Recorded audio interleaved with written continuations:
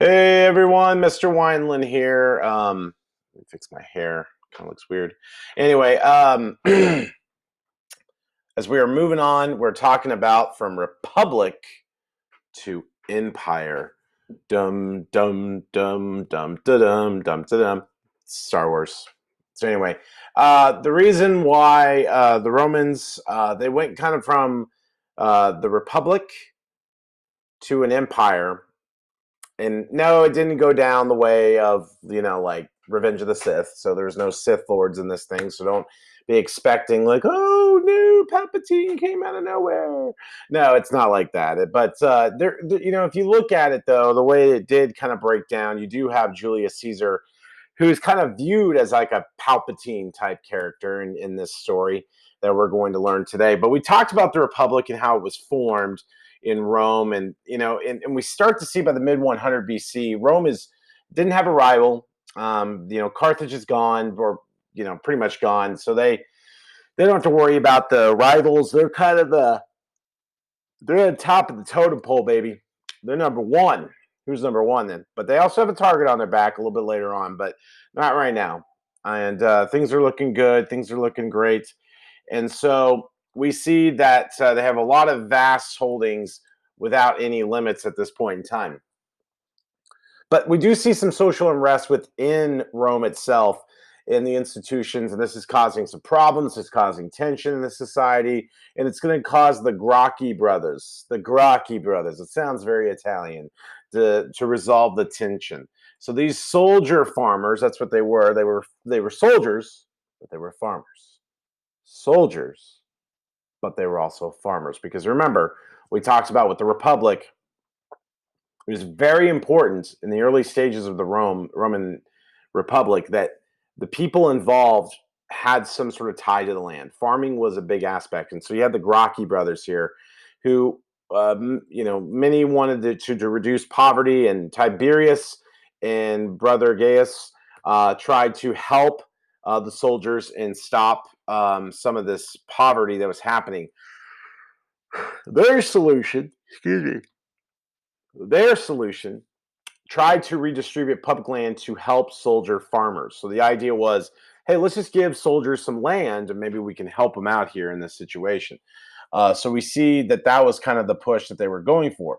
So they had public support by the Senate, or they had public support, sorry, but they were feared by the Senate and reducing their power. So Senate tried to urge mobs to kill them, to kill the brothers. And we see in 107 BC, social unrest reached a new level.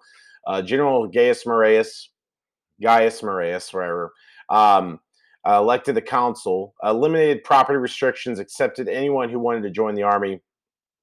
And we see armies, private forces devoted to the general. But the poor hoped to share plunder and end the war. Ruthless generals realized, realized that loyalty of the troops could be used as a political tool. We do see that a social war was created. Rome's Italian allies had been trying to obtain Roman citizenship. And ultimately, what we see happening at this time is they wanted to maintain mostly a monopoly at this time. So Senate wanted to create this control.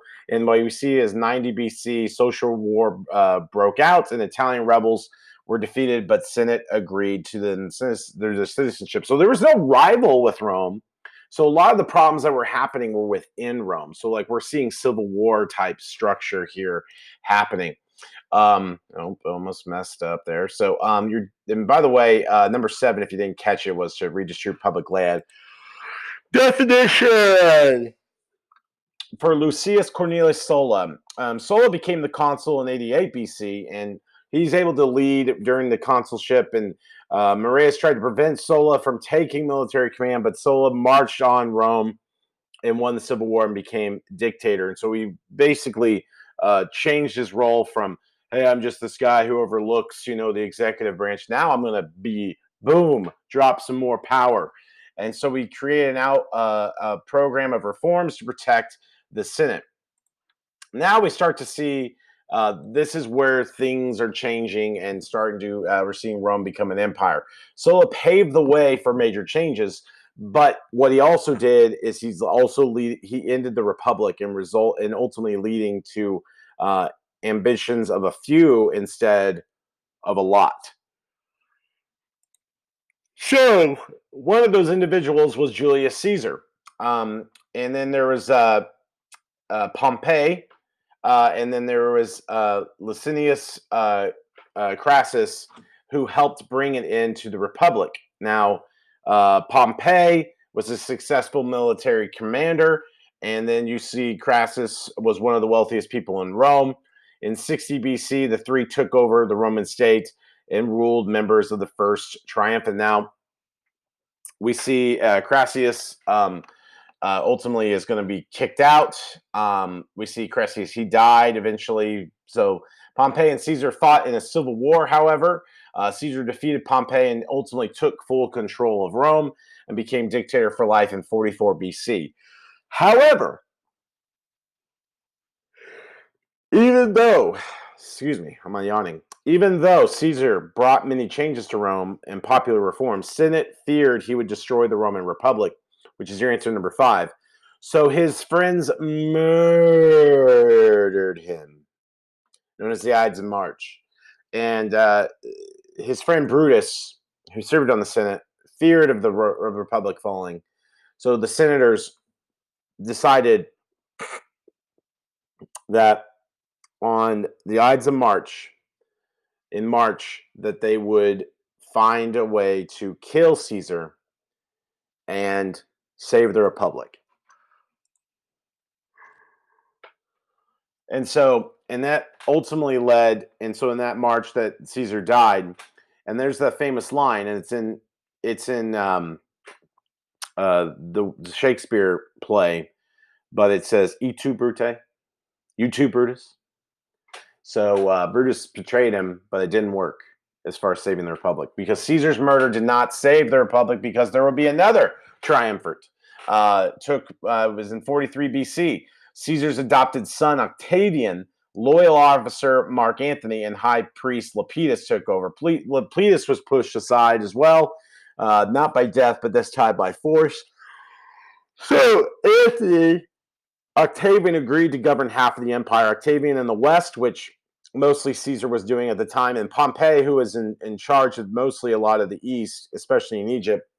That's where Antony go, and he would fall in love with Cleopatra, and Cleopatra and Antony would have this love affair, and they would just be so, you're so great, you're great too, we have an idea, let's go against Octavian. So Antony, um, under the influence of Queen Cleopatra, thought, let's go take out Octavian and take the whole empire.